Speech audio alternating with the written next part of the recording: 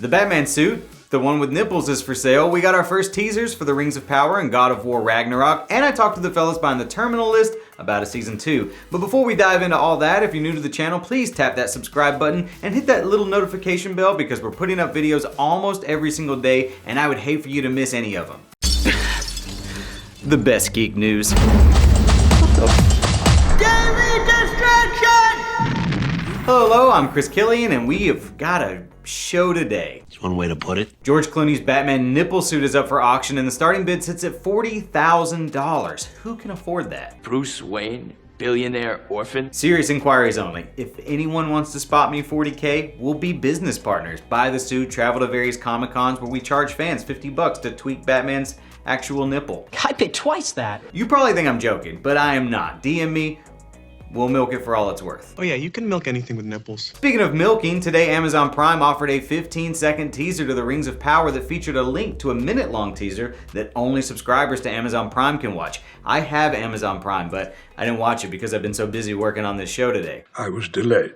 I did watch the full teaser for God of War Ragnarok, which looks epic AF and has now been confirmed to release on PS4 and PS5 on November 11th of this year. They also revealed full details on the pre-order bonuses, which you can check out by going to ComicBook.com or just using Google. Well, it's called the internet. Deadline reported today that Matt and Ross Duffer, the creators of Stranger Things, are launching a new production company with Netflix called Upside Down Pictures, and they're already planning a Stranger Things spin-off series, a Death Note series, and an adaptation of Stephen King's The Talisman.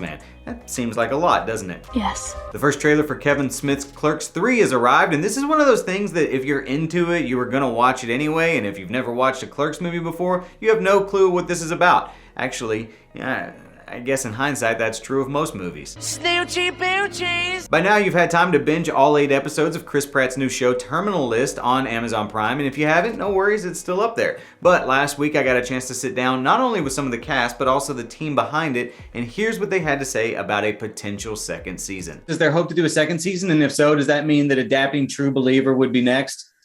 Yes. Fingers crossed. Fingers crossed. But thank you for bringing that up. We're really lucky. Jack is writing at an incredibly fast pace, a novel per year.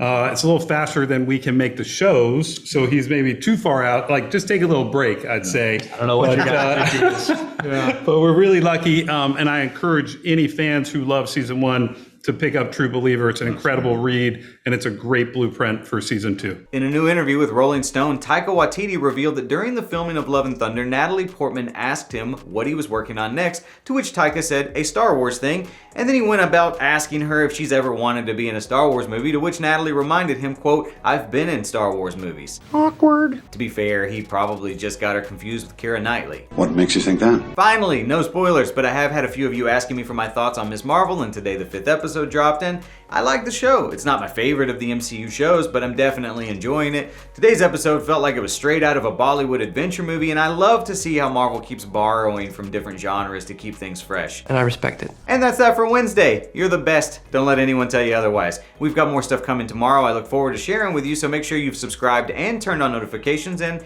I'll see you mañana. Mañana, y'all. All of the stories in this video came from articles written on ComicBook.com, so if you'd like to read more about some of today's news with your very own eyeballs, feel free to head over to ComicBook.com, where we work 24/7 to keep you all up to speed on the latest news. You can also follow us on Facebook, Twitter, Instagram, TikTok, and more, all of which are linked below. If you're someone who likes listening to other people argue for hours on end about this sort of stuff, we've got you covered there as well with Comic Book Nation, hosted by Kofi Outlaw every Friday, or our Marvel-focused podcast hosted by my best frenemy, Brandon Davis, on Wednesdays. If you want some behind-the-scenes antics or previews of my cosplay, or you want to know what it's like to live on a spaceship for months at a time with no genuine human interaction, find me on Instagram at CKComedy or Twitter at Chris Killian, all linked below. Once again, make sure you like the video, subscribe, and turn on notifications, and give yourself a pat on the back for making it this far into the video.